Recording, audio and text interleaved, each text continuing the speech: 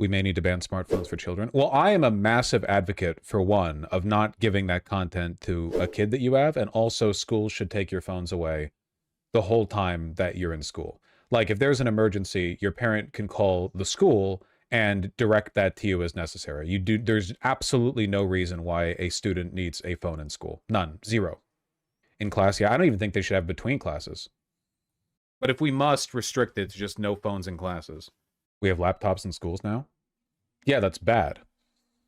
It's all going to come back to pen and paper anyway, because of the chat GPT epidemic, right? Everyone's cheating on their goddamn exams. It's a little unenforceable. I think it could be enforced. Make schools a Faraday cage? Yeah, why not? Well, I'm assuming they're using lockdown browsers, right? I don't think you should have access to a browser when you're in class. I don't think you should have any distractions in it. I don't think there should be anything in there that is a screen. I think that you should have the teacher and you have a notebook and a pen. And if that's difficult for you attention span wise, then that's kind of the point. Like you're there to learn. No internet for research. Why would you need research in a class? You're in the class being taught. What are you researching? You're being given the lecture by you have the book and you're being given the lecture by the teacher. If you want to do research on a computer, you can do it out of class. For projects, I don't understand what you're referring to. Projects you're completing in... Listen, I did projects in class without computer. You're talking to a guy who never had a computer in class, okay? I don't understand. You need it for projects. No, you don't. What are you talking about? I did projects in class. You have the book. You have the notes. What do you mean? If there's something that requires a computer, then it can be homework. You do it at home. For computer lab? Yes, in computer lab, you have the computer in front of you, obviously. What do you think I'm going to say? What do you think I'm going to respond with? No, they have to take the computers out there too? Obviously, yes, the computer lab is the place where the computers are fine. Sure, but look at how you turned out, Vaush. Fair point, fair point. Well, that and laptops, they need to write papers. You know you can write papers like this? I know we've forgotten this skill. You can do it like that. Seems weird for schools to teach kids an outdated form of research. I don't know what you're talking about. You have a textbook. The textbook has the information. If you want to do research that's outside the purview of what's contained in the textbook or the lectures, then you can do that at home. In computer class, maybe they can teach you how to do research, but how do people do research these days? Punch into chat GPT? I don't understand what's being missed. The textbook is probably outdated. Can you refer to something specific here?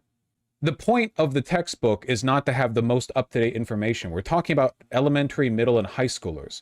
You're not researching the cutting edge of the topic. The goal is to teach critical thinking skills and build a foundation of information upon which you can construct like more in the future, you know?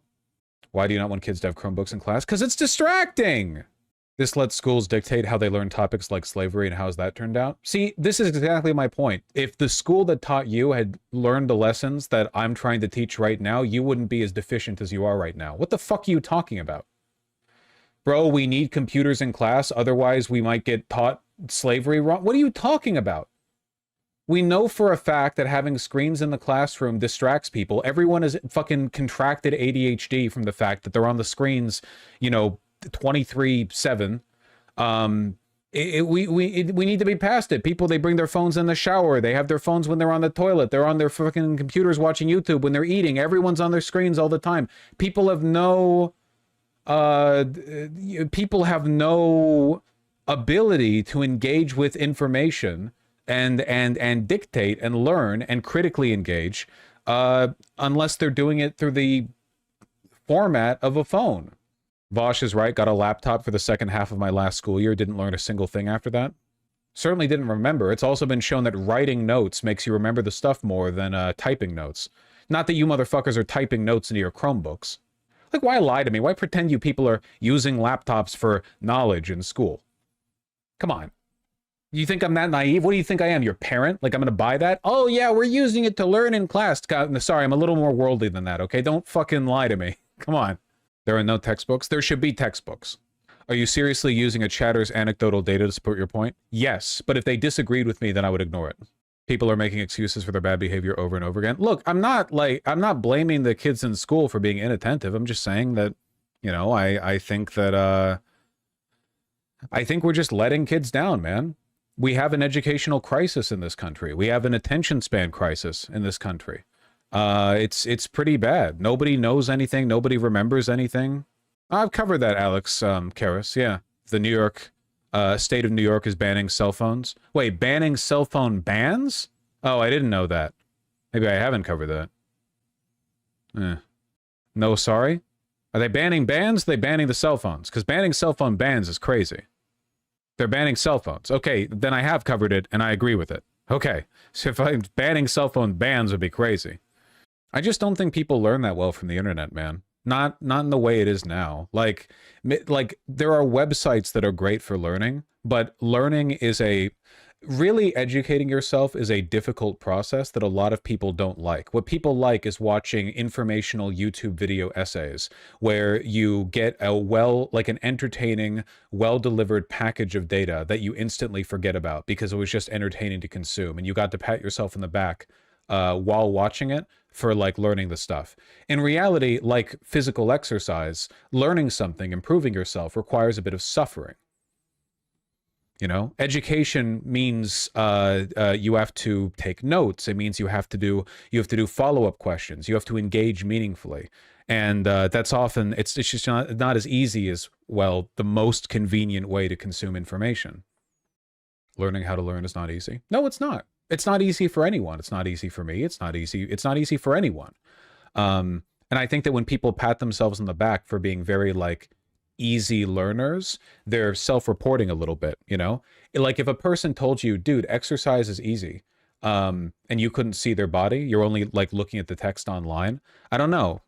I think that, or like losing weight is easy. Maybe that's a better one. When a person tells me something like, dude, losing weight is easy, like what it tells me is that you've never engaged with losing weight in the context that other people struggle with. You don't have respect for the process. Maybe you've had an easy time, but were you losing water weight?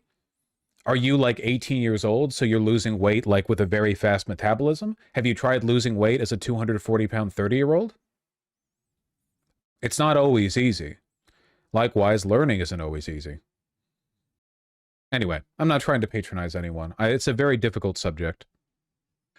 You can memorize an educational video if you find it interesting. Yeah, I don't think there's anything wrong with learning things from YouTube video essays. I just think that people are I think that people are hungry for information. I think that humans generally like learning, but we're very susceptible to things that are entertaining, and we often conflate the two. And unfortunately, much like with exercise, you know, educating yourself, learning something about the world, it's not always most effective to engage with it in the easiest way possible. You know, like sometimes you can be really interested in the subject, but learning isn't just engaging with it as it's presented to you, right? It's reaching out and trying to grab that information and, like, you know, pull it in. It requires work. But if you make a person feel like they've satiated themselves with information in the easiest way possible, I think that can risk making a person lazy, or make them less inquisitive, right? Less curious. Because then they're thinking like, oh, that wasn't that hard. You know what I mean? I can learn anything from YouTube video essays. That's why I've always encouraged people to watch my content. Like, I think this is a informative platform. It's infotainment. I think that it does a good job at both. But never ever like think that you've gotten the full read on a topic just because I've talked about it. Even because I've talked about it extensively, you have no idea what I could be wrong on or biased on, or maybe I've arrived at some conclusions that make sense to me based on the information that I have. But if you learn something about it, you would have a different perspective on it. Not even necessarily saying I'm wrong, but more that just it's not always a complete understanding of the topic, you know, different ways of engaging with it. I haven't seen a philosophy tube video in a while. Maybe I should. Mark Fisher talks about this. Mark Fisher's a cool kind of guy. All three of my parents are professors and teachers. You have no idea how bad the phone issue is until you see it firsthand. Our society is actually regressing. Yeah, I think people are very charitable to stuff like kids using phones in classes because they think, oh, well, if I was in class and had my phone, I would use it for good. And they're kind of lying to themselves a little bit. But like, I've heard so many stories of teachers where it's like, you can't even fucking reach the students at all. Like that, like you can say no phones, but unless you're willing to put every student in the classroom in detention or something like that, which the administration wouldn't even let you do. Like just nobody's listening. You're just talking to a dead room. We're cooked. Well, there are waves to these things, you know. I wish trigonometry had been taught to me in the context of using it to navigate and plot courses. Would have made it less abstract. I could see that. I thought, for me, the coolest use of trigonometry that I ever saw was that Mapmen video about making a map of France, where they used triangles to measure out the area of France back before they had satellite imagery, like back in the 15th century or whatever. That was pretty damn cool. Yeah, I do think that practical examples can help cement the importance of this stuff a little bit. Schools try, but let's be real. A lot of textbooks do a pretty bad job of explaining the interesting stuff. My 18-year-old nephew has definitely improved cognitively after Marine boot camp. No phones for 12 hours a day for 8 weeks in the desert. There is a solution here. Not that I would suggest people go out to boot camp, but I do think some kind of like Boy Scout summer camp no phones thing could probably be beneficial to a lot of people's psyches, you know?